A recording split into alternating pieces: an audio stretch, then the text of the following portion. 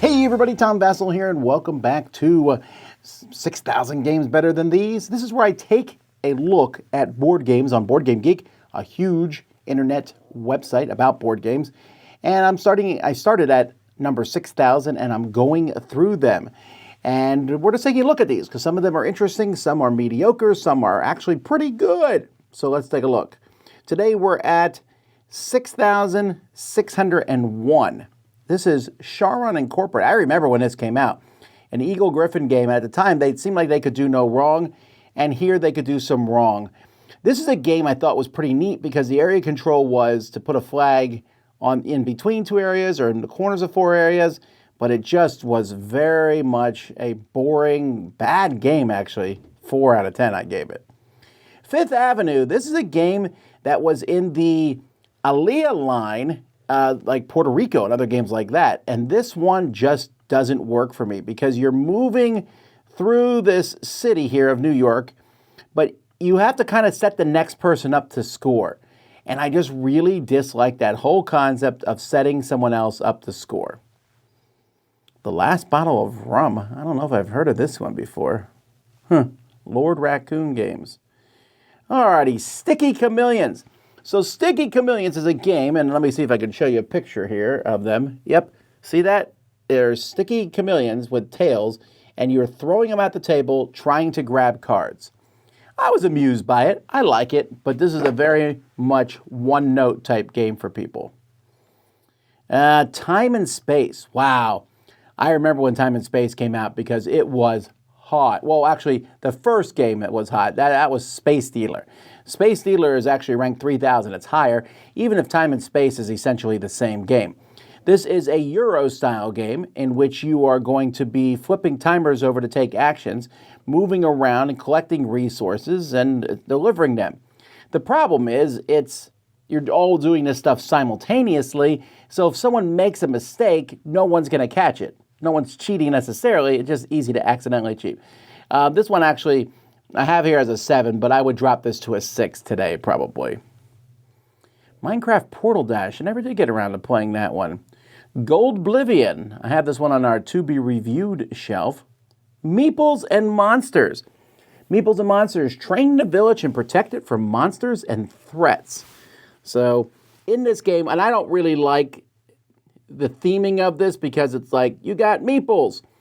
And I wanted to like this one a whole lot more than I did. It's kind of like a bag pulling game. There's some good ideas in it, but there's just not enough places to put your workers. The Lord of the Rings Adventure to Mount Doom. That came out last year. Oh, this is the book, isn't it? No, it's not the book. I don't think I've played this one. I don't know much about this one at all, other than it's obviously in the middle of the pack here. Let's keep going down here. We have Robot Turtles. So this one for me gets a 10. Now this is just a game where you're moving robots around using and teaching kids some basic programming language. So this one is a personal 10 from me because one of my daughters has a lot of problems understanding a lot of parts of games, but she understood this one and it helped her teach some here's how you move, here's how you do things, and I'm always very going to be thankful to this game for that. Ian, a compound building game. Or Ion. I don't know why I said Ian. Ion, a compound building game. This is a card drafting game where you're trying to get these different gases and collect the things that you need for them. This is from Genius Games. Of course, Genius Games makes great stuff, especially in the science world. And this is a nice little card game in that vein. Then we have Rune here. Rune is a game about placing cards and getting runes, and it's boring. I can't even remember how to play it. When did I play it last? Wow, 3 years ago. Well, that's not a good sign. Oh, here's War on Terror. This was a game this came out in 2006, and they were trying to get headlines. I never did review it, but they were really trying to get it, be like, terrorists are playing this game when you're fighting terrorists, but you are terrorists, and it never really did take off very much. Massa Uniger's Battleground Cornerstone. So here, Cornerstone is Good Company Games.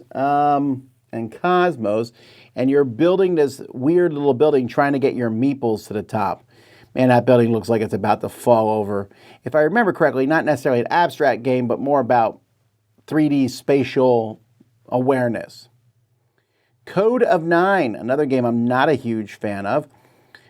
This one from Bacafire, and I don't remember how it plays. I'm remembering a little bit here. You're putting out the different things. Z-Man Games made a version of this one, and that's the one I played, but I can't tell you more about it. Catan Dawn of Humankind. I never did get around to playing that one either. Golem Arcana. This one's kind of surprising that it is so far down on this list. It came with some amazing miniatures. This golem here I still have in the studio somewhere because I think it looks really cool.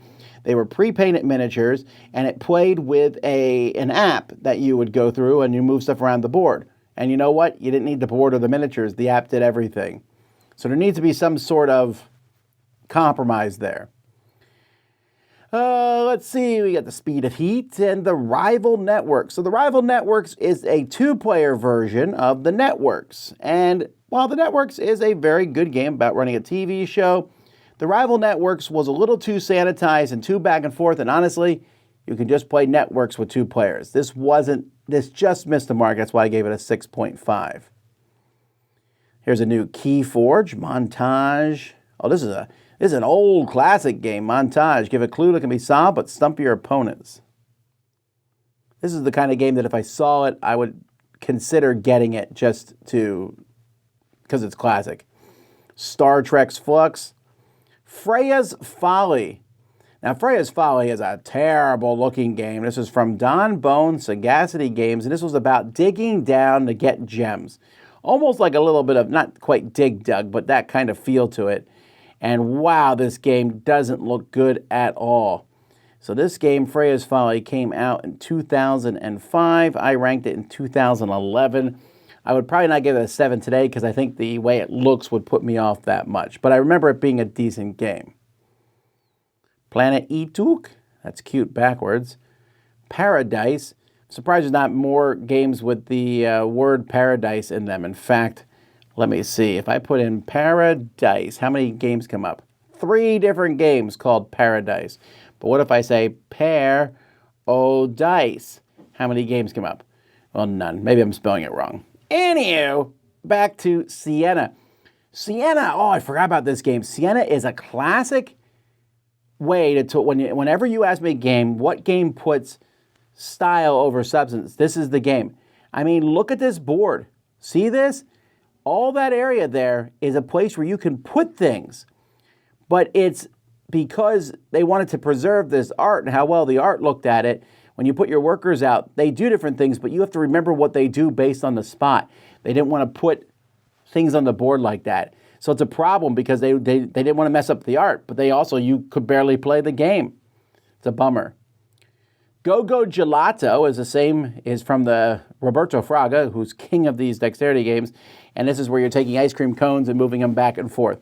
It's a silly party game for adults, but it's a kid's game. I thought worked pretty well. Moving down here, Dragon's Gate College? It's a kind of a cool cover. No, it's not. It's from NSKN. I feel like I meant to play this one at some point and then never did. What else do we got here? Exploding Minions. So this is the same as Exploding Kittens, but it has the Minions theme to it. And Exploding Kittens I don't think is a terrible game. I gave it a 6. And the Minions theme is more fun for us rather than exploding a cat. Frontier Wars. Now we're down to Tower of Madness. This is another one. I have this in the Dice Tower library because it's so unique. It's essentially Kerplunk with madness. You have these Cthulhus, you pull them out, and then madness marbles will fall out, and then you have to deal with that madness. It's silly fun, and I really enjoy it. Then we got Guerrilla Marketing. So, oh yes, this is another party game I did not enjoy. This is from Roxley, and most everything Roxley does just works really well. But this one here, how did it work? Hostage negotiation, you write a phrase based on an acronym, and then you pass the books, and so on and so forth. And they were trying to make this game that really worked well, and it did not. This one did not take off. Manitoba. Manitoba, that's right. In this game, you are building up this, you're trying to build up totems with this thing, with this board and collecting resources. It looks like every other Euro game that's ever been made, but it's interesting. It works well.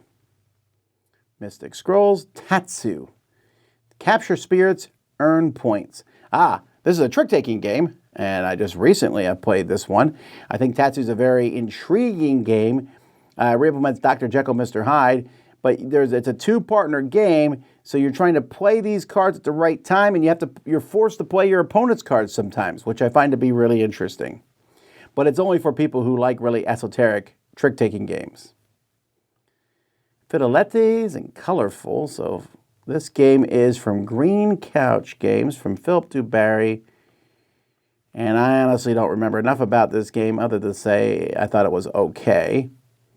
Colorful. Oh, this is a game about matching colors as a group, and the whole group is going to match them. This game got a bit of a buzz in 2020. A lot of people were playing this one online because there was nothing else to do for it. And I thought it was actually a pretty interesting party game.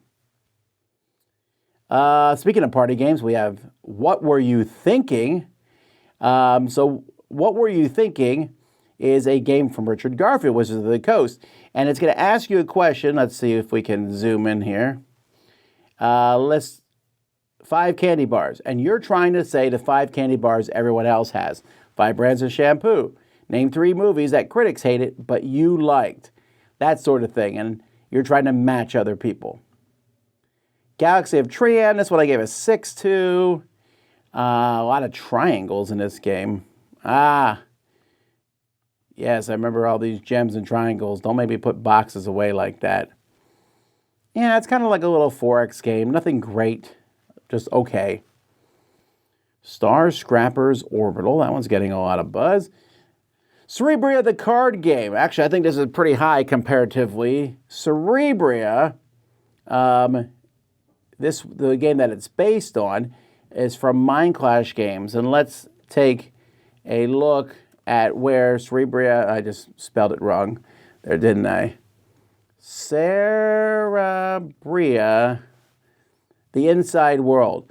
This one is ranked 877, much higher. I don't particularly care for this one. I think it's okay.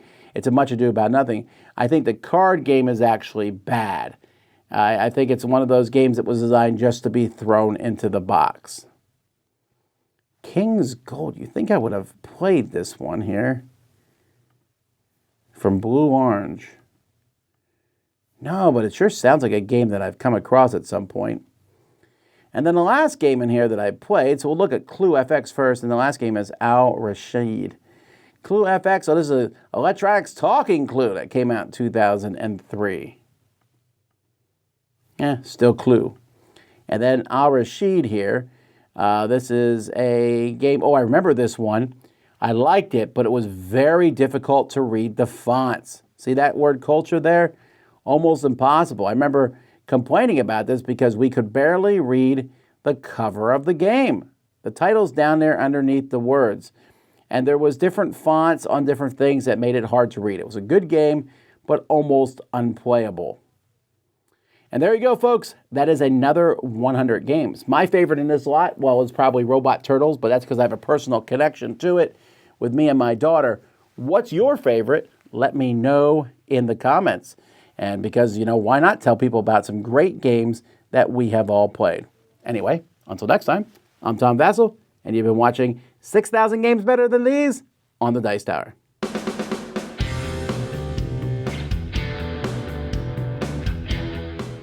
Hey everybody, thanks for watching another video from the Dice Tower. Hey, you want to learn more about us, communicate with us? We have a Facebook group, we have a Discord channel, lots of different ways to get involved with the Dice Tower. And you can find that in our Linktree link below. So just click that, it will take you and you can communicate with us on Facebook, join our Facebook groups. There's lots of cool things that you can find and become part of the Dice Tower. Thanks so much for watching. I'm Tom Vasel.